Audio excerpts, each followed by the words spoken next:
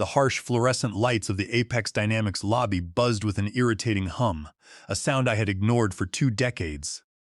Today, however, it felt like a warning, a constant mechanical drone that underscored the sudden end of my career. I stood by the reception desk, holding a simple cardboard box containing the sparse remnants of my professional life. My name is Elias Thorne. For 22 years, I was the senior infrastructure architect. I built the very foundation this company stood on, engineering the complex systems that allowed them to scale from a garage startup to a global powerhouse. But 30 minutes ago, Julian Caldwell, the 32-year-old son of the founder, decided I was an outdated liability. He called it a strategic restructuring, a necessary evolution to ensure maximum profitability. I called it a naive mistake by a boy wearing a bespoke suit his father bought him. The security guard, a heavy-set man named Boyd, who I used to share coffee with every morning, would not look me in the eye. He simply pointed his thick finger toward the exit, his posture rigid and uncomfortable. I did not raise my voice. I did not plead my case. I packed my desk, took my box, and walked out into the bright afternoon sun. As I reached my car, an old, reliable sedan that had seen better days, my phone buzzed violently in my pocket. It was a message from Silas Montgomery, the internal corporate counsel. It was a formal notice of termination, effective immediately, severing all my access to the internal servers, email accounts, and secure databases. I smiled, a genuine expression of amusement crossing my face. They had no idea what they had just done. Apex Dynamics was currently in the final stages of closing a massive merger with the Japanese tech giant Nippon Dynamics. It was a monumental deal worth $1.5 billion, a transaction that would solidify the Caldwell family legacy forever. Julian wanted to trim the fat before the final external audit, ensuring the balance sheets looked as lean and profitable as possible. I was the highest-paid engineer on the payroll, a relic of the old regime, so I became his prime target. But Julian did not understand the architecture of our software, nor did he understand the complicated, hidden history of its creation. 22 years ago, before Apex Dynamics was even formally incorporated, I wrote the core algorithmic engine in my own garage. The founder, Richard Caldwell, was a man of honor, but he was also a man with very little startup capital. He knew he could not afford to buy the engine from me outright, so we made a quiet, highly specific deal. I granted Apex a non-exclusive license to use the engine, allowing them to build their empire on my foundational code.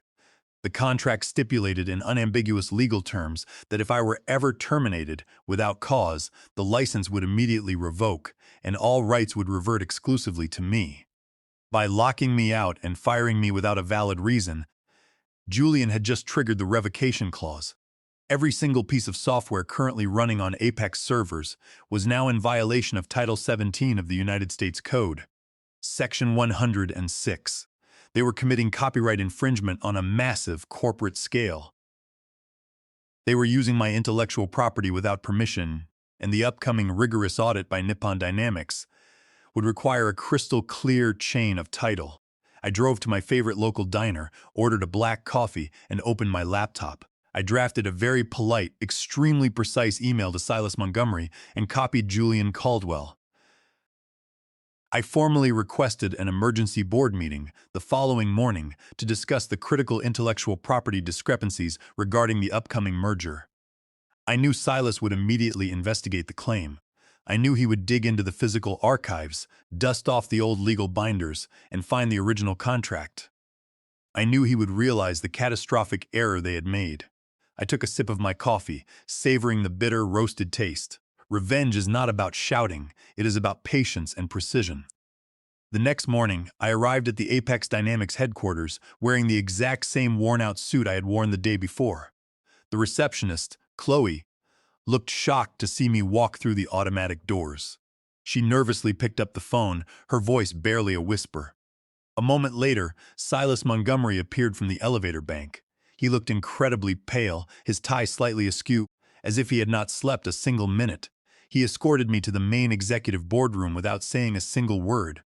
Inside, Julian Caldwell sat at the head of the long mahogany table, looking smug but slightly agitated. Next to him was Donovan Reed, their incredibly expensive external corporate lawyer, a man known for his ruthless tactics. Julian leaned back in his plush leather chair and sneered, adjusting his expensive silk tie. He told me I had a lot of nerve showing up after being officially terminated. He assumed I was there to beg for my job back or attempt to negotiate a meager severance package. He told me I had never been good with corporate politics and that I should learn to accept defeat gracefully. I remained standing, refusing the chair offered to me. I placed 3 identical manila folders on the polished mahogany table. I slid one to Julian, one to Silas, and one to Donovan.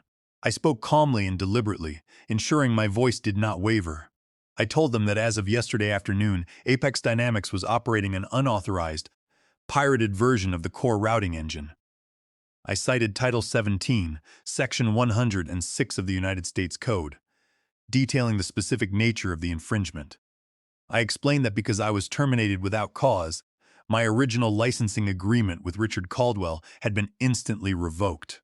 I owned the exclusive copyright to the foundational code that made the company valuable. Donovan Reed, the external lawyer, scoffed loudly, a harsh sound that echoed in the quiet room. He crossed his arms and stated that they had thoroughly reviewed my standard employment contract, asserting that all work product belonged entirely to the company under standard intellectual property assignment clauses. I nodded slowly, acknowledging his confidence, and simply told him to open the folder. Inside was a certified, notarized copy of the original licensing agreement, signed in wet ink by Richard Caldwell 22 years ago, significantly predating my formal employment contract. The room grew incredibly quiet as Donovan read the document. His smug expression vanished entirely, replaced by a deep, hollow realization of impending doom. Silas Montgomery buried his face in his hands, releasing a long, defeated sigh. Julian looked back and forth between the 2 lawyers, demanding an explanation, his voice rising in panic. Donovan whispered to Julian that the document appeared authentic and legally binding. He carefully explained that if Nippon Dynamics discovered a massive title defect in the core intellectual property, they would cancel the $1.5 billion merger immediately. The company, built on stolen code, would be virtually worthless. Julian's face turned a brilliant shade of crimson. He slammed his fist on the table, rattling the coffee cups, and accused me of blatant blackmail. I corrected him gently. I told him it was not blackmail. It was simply business. I was merely enforcing my established legal rights. I told him they had exactly 2 options moving forward. They could cease and desist using my copyrighted software, effectively shutting down the entire company's infrastructure, or they could purchase the copyright from me. Julian gritted his teeth, his jaw muscles twitching, and asked how much money I wanted to make this problem disappear. I did not hesitate. I told him the price was $25 million, transferred directly to my secure account by the end of the business day. Furthermore, I demanded a formal written apology from Julian himself, explicitly acknowledging his profound lack of judgment regarding my termination. The silence that followed was absolute, heavy with the weight of my demands. The arrogant boy who thought he was a king had just realized he was standing on a trapdoor, and I was holding the release lever. He looked at me with pure, unadulterated hatred, but I only smiled gently, knowing I held absolutely all the power in this room. The grand legacy of his father, the empire they had built together, was entirely dependent on my willingness to cooperate, and I was fully prepared to watch it burn to the ground if they refused my terms. My 2 decades of silent dedication of working late nights and weekends without complaint were finally paying off in the most spectacular way imaginable. Julian attempted to speak again, his voice trembling as he threatened me with massive extortion charges and prolonged litigation. He claimed that their vast legal resources would destroy me before I ever saw a single cent of the $25 million. I remained perfectly still, letting his temper tantrum exhaust itself against my calm demeanor. I gently reminded him that any lawsuit would immediately become a matter of public record. The moment a lawsuit was filed, Nippon Dynamics would immediately withdraw from the $1.5 billion merger. The rigorous due diligence process required absolute transparency regarding pending intellectual property disputes. The Japanese executives were notoriously risk-averse, and a massive copyright infringement lawsuit involving the core software architecture would be the ultimate undeniable deal-breaker. Julian turned to Silas Montgomery, his eyes wide with rising panic, pleading for a legal loophole or some obscure precedent to save them. Silas simply shook his head, his shoulders slumped in total defeat. The internal counsel knew that my contract was completely ironclad, drafted by a master of corporate law back when the company was just a scrappy startup. Donovan Reed, the external lawyer, finally spoke up again, his arrogant tone completely gone, replaced by careful negotiation tactics. He asked for 24 hours to review the documentation, consult with the board of directors, and structure a potential payment plan. I shook my head and checked my vintage wristwatch, a gift from the founder many years ago. I informed them that they had exactly 3 hours. If the $25 million was not secured in my account by noon, I would file an emergency injunction in federal court to halt all server operations, effectively paralyzing the entire global network of the company. The entire corporate infrastructure was effectively held hostage by a single piece of paper, a stark reminder of the immense value of foundational engineering. I watched as the reality of the situation slowly crushed their corporate bravado. They had spent years treating the engineering department as a mere cost center, completely oblivious to the fact that we held the true power within the organization. Now, the tables had spectacularly turned, and the very foundation they took for granted was threatening to swallow them whole. Their expensive legal education and cutthroat business tactics were completely useless against the undeniable power of a properly executed contract. I savored every single second of their despair. The sheer audacity of my demands seemed to paralyze the men in the boardroom. Julian began pacing the length of the room, running his hands through his perfectly styled hair, muttering angry curses under his breath. I watched him with a sense of profound detachment, analyzing his movements like a predictable subroutine. This was the exact same young man who had casually dismissed my 22 years of loyal service with a simple wave of his hand. He had treated me like obsolete, easily replaceable hardware, completely blind to the critical fact that I held the undisputed keys to the kingdom. Donovan asked if we could possibly negotiate the final sum, perhaps lower it $10 million, or offer me a lucrative seat on the board of directors, along with substantial stock options. I declined without a single moment of hesitation. I explained, speaking slowly so they would understand, that the price was entirely non-negotiable and that every precious minute they wasted arguing was a minute closer to the total destruction of their precious merger. I walked over to the large, floor-to-ceiling glass window overlooking the sprawling city skyline, feeling a sense of immense quiet satisfaction. I had planned this exact moment for years, ever since Richard Caldwell passed away, and Julian took over the reins of the company. I knew the boy's blinding arrogance would eventually lead to a catastrophic blunder, and I had patiently waited in the shadows for him to make his move. The original licensing agreement was my ultimate insurance policy, a hidden safeguard against the very corporate greed I was now ruthlessly exploiting. Silas finally broke the mounting tension, urging Julian to authorize the massive payment. He explained, his voice trembling slightly, that $25 million was indeed a steep price, but it was an absolutely necessary sacrifice to secure the $1.5 billion buyout. Julian glared at Silas, his enormous pride deeply wounded, but the harsh reality of the situation was entirely inescapable. He was completely cornered, outmaneuvered by the quiet architect he had so foolishly underestimated. The powerful board members would skin him alive if he ruined the monumental merger over a petty personal vendetta against a senior engineer. He slowly walked back to the heavy mahogany table and sank into his chair, looking utterly defeated and small. He whispered a sharp profanity, his dark eyes fixed on the simple manila folder containing the instrument of his undeniable downfall. I turned away from the sprawling city window and returned to my seat, my expression completely unreadable and stoic. I informed them that I would return promptly at noon to sign the necessary transfer documents, provided the funds were securely deposited and the written apology was drafted to my exact, uncompromising specifications. I picked up my worn leather briefcase and walked out of the boardroom, the sound of my footsteps echoing loudly in the deafening silence left in my wake. The first major phase of my calculated revenge was complete. The young CEO was broken, the expensive lawyers were humiliated, and the stage was perfectly set for my final undeniable victory. I took the express elevator down to the main lobby, feeling significantly lighter than I had in years. The air outside was crisp, and the midday sun shone brightly on the bustling city streets. I decided to take a leisurely stroll through the nearby park, thoroughly enjoying the sweet, lingering taste of impending triumph. The massive corporate machine that had callously tried to crush me was now bending to my will, and I intended to make them pay dearly for every single ounce of disrespect they had shown me. I returned to the Apex Dynamics building precisely at noon, just as the large clock in the lobby chimed. The overall atmosphere in the lobby had dramatically changed.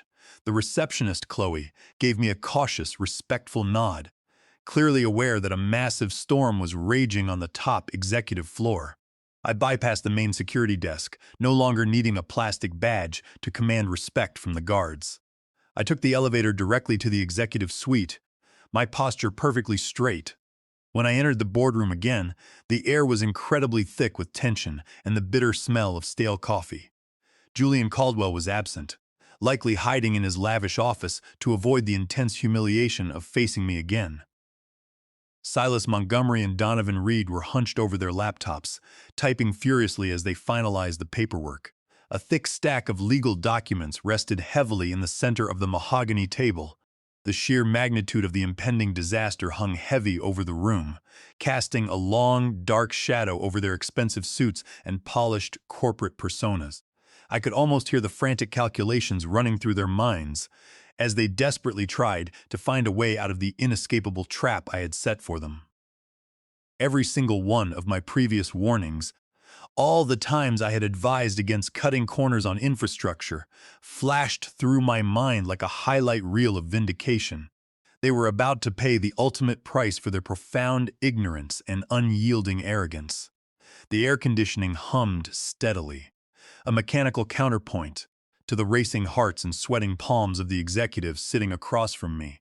Silas looked up, his eyes severely bloodshot, and gestured for me to sit down at the table. He slid the towering pile of paper toward me, explaining in a weary voice that it was the Comprehensive Settlement and Release Agreement. They had successfully structured the $25 million as a massive lump sum payment for the retroactive transfer of the software copyright. I pulled the dense documents closer and began to read, completely ignoring their impatient, heavy sighs. I did not just quickly scan the contract. I dissected it with the precision of a skilled surgeon. For 22 years, I had meticulously built complex systems, and legal documents were just another form of code, filled with variables, conditions, and potential bugs. I reached Section 4 and abruptly stopped reading. I pointed at the text and addressed Donovan directly. The specific clause stipulated a strict, global non-compete agreement for a period of 10 years, preventing me from working in the tech industry entirely. Donovan tried to casually brush it off as standard corporate procedure, arguing that they were paying me an absolute fortune and could not risk me building a competing system for a rival company. I stared at him, my expression hardening into stone. I told him to delete the entire section immediately. I reminded him that I was no longer an employee of Apex Dynamics. I was a private citizen selling an incredibly valuable asset to save their sinking ship. They were paying for my intellectual property, not my future compliance or loyalty. If I wanted to build a new algorithmic engine for their biggest competitor tomorrow, I absolutely would. Silas attempted to intervene, warning that Julian would absolutely reject the removal of the non-compete clause. I leaned forward, my voice dropping to a dangerous, icy whisper. I told Silas that Julian did not have a choice in the matter. The Nippon Dynamics merger was hanging by a delicate thread, and if I walked out of that room without signing, the entire deal would collapse before sunset. I challenged Donovan to be the one to tell Julian that the $1.5 billion buyout failed because the lawyers got greedy over a standard non-compete clause. Donovan hesitated, his eyes darting nervously between me and the glowing document on his screen. He reluctantly highlighted the section and hit delete, effectively surrendering to my demand. We moved on to Section 7, the strict non-disparagement clause. It demanded that I never speak negatively about Apex Dynamics, its officers, or its operations in any public forum. Donovan insisted that this specific clause was non-negotiable, emphasizing that they could not have me trashing the CEO in the media. I agreed to a mutual non-disparagement clause regarding the company's general business practices, but I demanded a strict written exception. I retained the absolute right to speak factually about my tenure, the specific circumstances of my termination, and the exact nature of this monumental settlement. If anyone asked why I left, I would tell them the unvarnished truth. Silas sighed deeply but quickly made the requested amendment. Finally, I turned to the very last page, noting a glaring, unacceptable omission. I asked Silas where Section 8 was located. He looked confused and asked what I meant by that. I reminded him of my secondary crucial demand.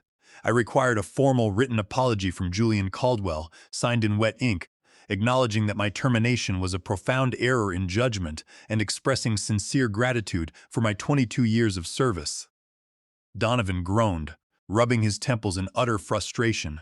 He vehemently insisted that Julian would rather chew broken glass than sign such a deeply humiliating document. I smiled coldly and stated that Julian had better start chewing immediately. I explained that the apology was not a trivial, petty request. It was the essential cornerstone of the entire agreement. I wanted it printed on heavy cardstock so I could have it professionally framed. I intended to hang it in my home office as a daily reminder of my absolute victory. Silas and Donovan exchanged desperate, exhausted looks. They knew I was completely serious and would not yield. Silas picked up his secure phone and called Julian's office. I could clearly hear muffled shouting through the receiver. Silas kept his voice incredibly calm, explaining the stark, unavoidable reality of the situation.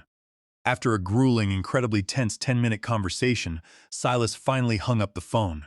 He looked at me, completely exhausted, and nodded slowly. Julian had completely surrendered. The apology letter would be drafted immediately, according to my exact specifications. The balance of power had permanently shifted, and the arrogant young CEO had finally been brought to his knees. The sweet taste of total victory washed over me, validating every single sacrifice I had made over the past 2 decades. I sat back in the plush leather chair, watching the lawyers scramble to finalize the paperwork, feeling like a king observing his conquered subjects. The weight of the moment was undeniable, a physical manifestation of the shift in absolute power. Every single detail of this encounter would be permanently etched into my memory as the defining triumph of my long and arduous career. The next hour was an excruciating exercise in corporate logistics and banking delays. Julian Caldwell finally emerged from his lavish office, looking like a man walking slowly to his own execution. His meticulously tailored suit seemed suddenly too large for him, his typically arrogant posture replaced by a defeated, downward slump. He completely refused to look at me, keeping his eyes firmly fixed on the polished wood of the boardroom table. Silas Montgomery and Donovan Reed presented the finalized, amended settlement agreement, the thick pages still warm from the printer. Next to the towering stack of dense legal jargon lay a single sheet of premium, textured cardstock. It was the formal apology letter. I read it carefully, ensuring that every single word I had demanded was present. It acknowledged my unparalleled technical contributions, admitted the abrupt termination was a catastrophic error, and formally thanked me for 22 years of dedicated, flawless service. It was a true masterpiece of forced corporate humility. Julian picked up a heavy silver pen, his hand trembling slightly under the immense pressure. He hovered over the designated signature line of the apology letter, obvious hesitation etched across his pale face. He looked at Donovan, a silent, desperate plea for an alternative, but the lawyer simply shook his head negatively. Julian pressed the expensive pen to the paper and signed his name, the dark, wet ink permanently sealing his humiliation. He pushed the paper toward me across the long table. I picked it up, closely inspected the signature, and carefully placed it securely in my leather briefcase. The tangible proof of my victory was finally secure. Now came the matter of the $25 million. I clearly informed them that my signature on the copyright transfer would not occur until the funds were explicitly verified in my personal account. I demanded a secure wire transfer, executed immediately through their primary institutional financial representative. Julian's face turned red once again. He snapped angrily that wiring such a massive sum required strict board approval and multiple layers of security authorization. I leaned back confidently and checked my vintage watch. I told him he had better start making phone calls because the clock was rapidly ticking toward my deadline. I suggested he contact their banking representative directly and explain the dire, undeniable urgency of the situation. Julian glared at me with intense hatred, then barked an aggressive order at Silas to get the chief financial officer on the secure line. The room quickly descended into a chaotic flurry of hushed phone calls, frantic keyboard typing, and desperate, pleading conversations with high-level banking executives. I sat perfectly still, a quiet island of calm in a turbulent sea of corporate panic. I watched them scramble frantically, watching the mighty Apex Dynamics bend over backward to appease the very man they had discarded like trash just 24 hours earlier. It was a beautiful, chaotic symphony of absolute desperation. After 45 excruciatingly long minutes, the chief financial officer burst into the boardroom, completely out of breath and sweating profusely. He nodded firmly to Julian and confirmed that the massive wire transfer had been fully initiated. The banking representative had expedited the complicated process, successfully bypassing standard bureaucratic protocols to ensure the funds cleared immediately. The room fell completely silent again, the tension thick enough to cut with a sharp knife. We waited. The minutes stretched on, feeling like several long hours. Julian tapped his fingers nervously on the polished table while Silas stared blankly at the far wall. I kept my eyes focused on my phone screen, waiting for the notification that would change my entire life forever. Finally, a soft, distinct chime echoed through the quiet room. I unlocked my phone and opened my secure banking application. There it was. The balance had skyrocketed, displaying a long sequence of numbers that represented absolute, undeniable freedom. $25 million. The transfer was completely finalized, the funds securely resting in my personal account. I let out a slow, deliberate breath, the crushing, invisible weight of the past 2 decades finally lifting completely from my shoulders. I reached into my jacket pocket and pulled out my own pen, an old, reliable instrument I had used to sketch the original algorithmic engine 22 years ago. I pulled the thick copyright transfer documents toward me. I signed my name with slow, deliberate, confident strokes, legally binding the foundational software to Apex Dynamics forever. I pushed the signed documents across the wide table to Donovan Reed. I announced loudly that the transaction was complete, and that they were now the proud, legal owners of the software they had been using for 2 decades. Julian let out a shaky, audible breath, a complex mixture of immense relief and lingering anger. He had saved the $1.5 billion merger, but the cost had been astronomical, both financially and personally. I stood up, buttoned my vintage suit jacket, and picked up my briefcase. I looked directly at Julian, who finally met my steady gaze. I told him it had been a genuine, absolute pleasure doing business with him. I advised him to be much more careful with his father's powerful legacy, as the next major mistake might not be so easily fixable. He said absolutely nothing, his jaw clenched in silent, impotent fury. I turned around and walked out of the boardroom, my footsteps light, confident, and incredibly purposeful. I had entered the building as a discarded employee and left as a multimillionaire conqueror.